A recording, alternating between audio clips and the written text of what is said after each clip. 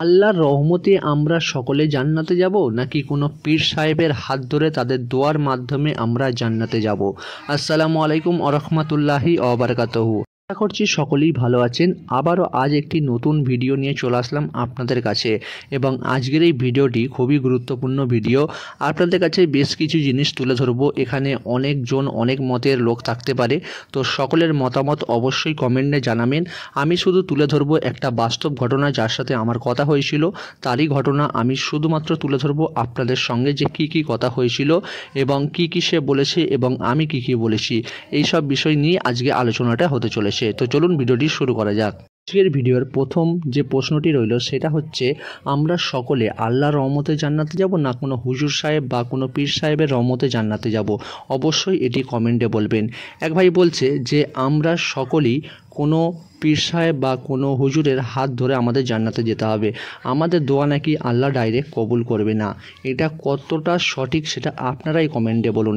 এখানে আমি বলেছি আমি যা কিছু চাই সমস্ত কিছু আল্লাহ তাআলার কাছেই চাই, এবং কাউর ওসিলায় যদি চাইতে হয় সেটা হলো আমি কোনো সূরা পড়ছি, আমি কোনো দোয়া করছি, সেই ওসিলায় আমি কোনো ভালো কাজ করছি, সেই ওসিলায় আমি অনেক কিছু চাইতে পারি।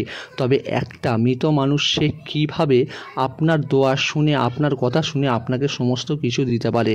মানছি কোনো পীর সাহেব কোনো হুজুর সাহেব সকলেই ভালো মানুষ, আমি তাদেরকে কোনোভাবেই খারাপ বলছি না বা খারাপ চোখে দেখছিও না।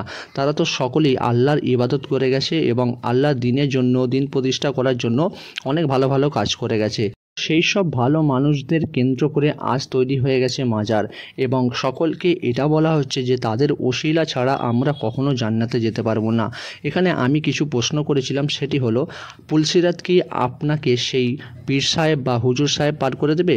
পুলসিরাত তো একমাত্র আপনাকেই পার করতে হবে আপনার নেক আমলের দ্বারা, এবং আল্লাহর কাঠগোড়ায় তো আপনাকে একাই দাঁড়াতে হবে, যেখানে আপনি ছাড়া আর কেউ থাকবে না, একমাত্র আপনার আমল থাকবে। এবং এটাও বলা হয়েছে যে আপনার কৃতকর্মের সাক্ষী আপনার প্রত্যেকটা অঙ্গ প্রত্যঙ্গ দেবে, যেখানে কাউর সুপারিশও চলবে না।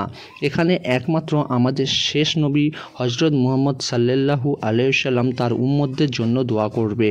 তো এটা কতটা ঠিক কতটা ভুল অবশ্যই আপনারা কমেন্ট করুন যে কোনটা ঠিক কোনটা ভুল।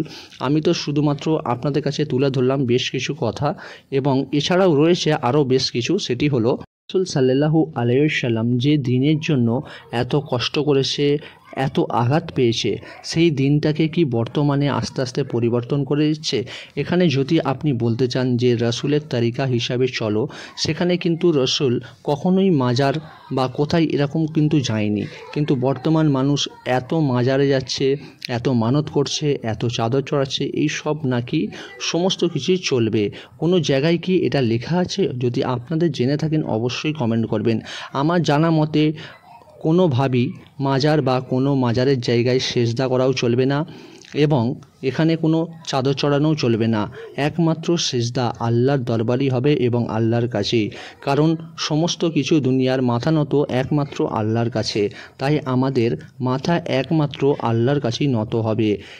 তো আপনারা অবশ্যই কমেন্ট করবেন এই ভিডিওটি জেনে বুঝে যে কোনটা ঠিক কোনটা ভুল। অবশ্যই আপনারা একটা কমেন্ট করে যাবেন এবং ভিডিওটিকে শেয়ার করবেন, যাতে আপনার দ্বারাও অন্যজন উপকৃত হয়। আজকের ভিডিওটি, এই ছোট্ট ভিডিওটি একটি শেয়ার করবেন। এখানেই শেষ করছি, দেখা হবে পরের ভিডিওয় নতুন কিছু টপিক নিয়ে।